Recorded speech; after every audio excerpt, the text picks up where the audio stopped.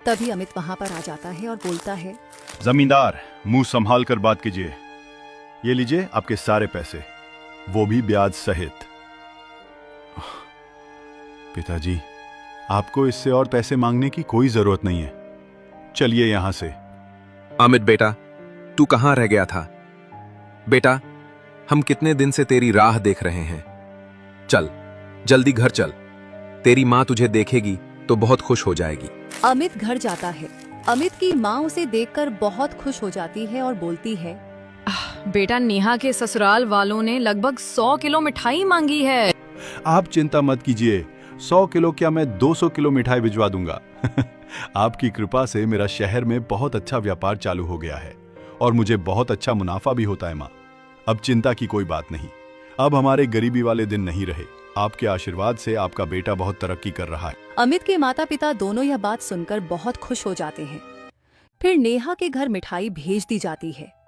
इतनी सारी मिठाई देखकर नेहा की सास दंग रह जाती है और सोचती है, इतनी सारी मिठाई, बहू के घर वाले तो बहुत गरीब है, फिर इतनी सारी मिठाई के लिए उनके पास पैसे कहाँ से आए? कुछ तो बात है।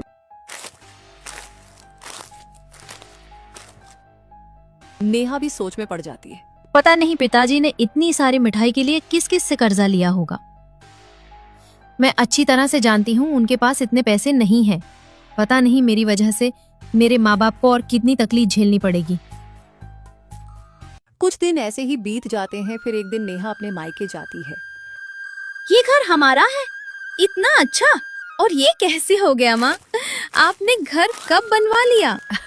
ये तेरे भैया का कमाल है छोटी। हाँ नेहा, अमित शहर में व्यापार कर रहा है, उसे बहुत अच्छा मुनाफा होता है। ये सब अमित ने ही किया है। और तुझे जो मिठाइयाँ भेजी थी वो भी अमित ने ही भेजी थी। माँ पिताजी, मैं आज बहुत खुश हूँ। मुझे तो आपकी चिंता हो रही थी कि पता नहीं पिताजी ने मिठाइयों के लिए पैसे कहाँ से लिए होंगे। मैं बहुत खुश हूँ। आखिरकार आपके अच्छे दिन आ ही गए। ऐसा घर तो हमारे पूरे गांव में भी नहीं है माँ। हाँ बेटी, भगवान की कृपा है। अरे सरला, तुम जानती हो तुम्हारे बहू के मायके वाले तो बहुत अमीर हो गए हैं। हाँ, सुना है गांव में बहुत बड़ा घर बना है, और ऐसा घर जो पूरे गांव में किसी का नहीं है। सुना है तुम्हारी बहू का भाई बहुत अच्छा कमाता है और शहर से बहुत पैसा लेकर आया है। क्या बात कर रही हो? हाँ, मैं बिल्कुल सच कह रही हूँ। यकीन नहीं आता तो अपने बहू से पूछ लो। अच्छा, तो ये बात है। वही मैं सोचूं, इन भिखारी के पास इतनी सारी मिठाई के लिए पैसे कहाँ से आए? मुझे कुछ ना कुछ करके उनके पास से और पैसे निकलवाने होंगे। कुछ दिन ऐसे ही बीत जाते हैं। नेहा अपने मायके से ससुराल लौटने के बाद उसकी सास बोलती है, बहू, मेरे गहने नहीं मिल रहे। मेरे गहने कहाँ हैं? माँ जी, मुझे क्या पता आपके गहने कहाँ हैं। आपके गहने तो आपके कमरे में ही होते हैं। झूठ मत बोल बहू, मुझे अच्छे से पता है तूने ही लिए हैं। माँ जी, मैं झूठ क्यों बोलूंगी? और भला मैं आपके गहने क्यों लूंगी? अच्छा, झूठी गई कि तूने ही मेरे गहने चुराए हैं। मेरे गहने चुराकर तूने अपने घर वालों को दे दिए, तभी तो उन्होंने इतना बड़ा घर बनाया है। तुझे शर्म नहीं आती? ससुराल से पैसे गहने चुराती है और अपने मायके वालों को दे देती है। वही तो मैं सोचूं, उन भिखारियों के पास इतने पैसे कहाँ से आ गए। माँ जी, आप ये क्या बोलते जा रही हैं? वो पैसे मेरे भैया शहर से लाए हैं। ये सब झूठ है। तूने मेरे ही गहने चुरा कर उन्हें दिए हैं। नेहा की सास नेहा की एक बात तक नहीं सुनती और उसे घर से निकाल देती है। तू चिंता मत कर बेटी, मैं तेरे सास ससुर से बात करता हूँ।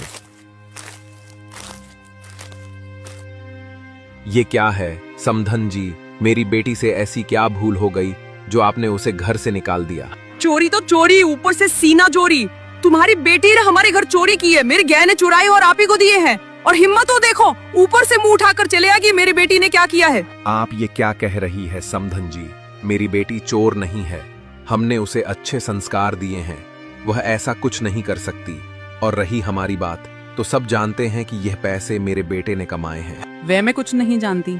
अगर अपनी बेटी की शादी बचाना चाहते हो तो मुझे मेरे गहने लौटा दो, नहीं तो मेरे गहने के पैसे मुझे दे दो, वरना अपनी बेटी को अपने घर पर ही रखो। आप ऐसा कैसे कर सकती हैं समधन जी?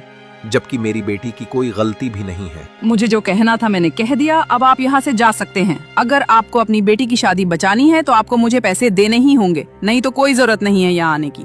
उसके लिए यहाँ कोई जगह नहीं है। ठीक है, मैं कल आपको आपके पैसे दे दूंगा।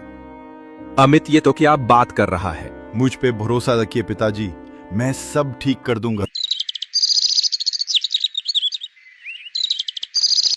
फिर दूसरे ही दिन अमित नेहा को लेकर उसके ससुराल जाता है और उसकी सास को पैसे दे देता है।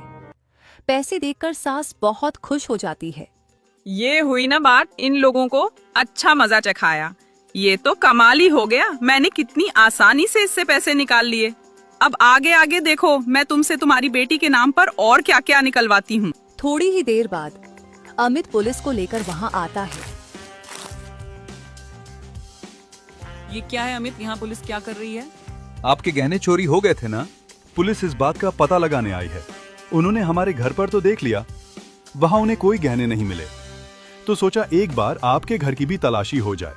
वो गहने हमारे घर में नहीं है, वो तो तुम्हारी बहन ने ही चुराए थे और तुमने उसके पैसे भी दे दिए। फिर वो गहने यहाँ कैसे होंगे? वह तो पुलिस का काम है ना, अब वही पता लगाएगी कि वह के गहने कहाँ हैं।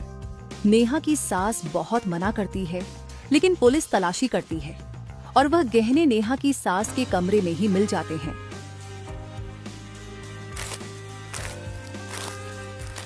ये गहने यहाँ कैसे आए मुझे नहीं पता।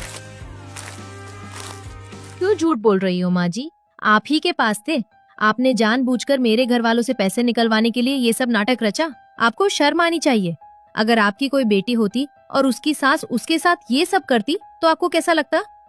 मेरी बहन भी तो किसी की बेटी है, जरा उसके माँ बाप के बारे में भी सोचा होता आपने। जो जो मांगा हमने सब दिया, क्योंकि हम हमारी बेटी की खुशी चाहते थे।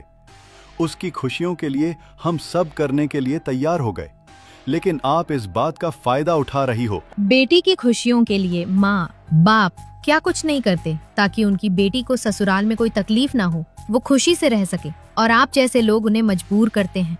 उसकी सास का सर शर्म से झुक जाता है और वह बोलती है, नेहा बेटी, मुझे माफ कर दे, मुझसे गलती हो गई। भगवान ने मुझे कोई बेटी नहीं दी, अगर दी होती तो शायद मैं आज ऐसा कदम नहीं उठाती। मैं समझ ही नहीं पाई, मुझे माफ कर दे बेटी। आइंदा मैं तुझे अपनी बहू नहीं अपनी बेटी बनाकर रखूंगी। तुझे यहाँ किसी बात की कोई तकलीफ नहीं होगी, मैं वादा करती हूँ। मुझे एक मौका दे दे बेटी, मुझे माफ कर दे। माँ जी, आपको आपकी गलती का एहसास हो गया, यही काफी है। मुझे और कुछ नहीं चाहिए। मैं आपको सास नहीं अपनी माँ समान ही मानती हूँ। भैया आपका बहुत बहुत धन्यवाद।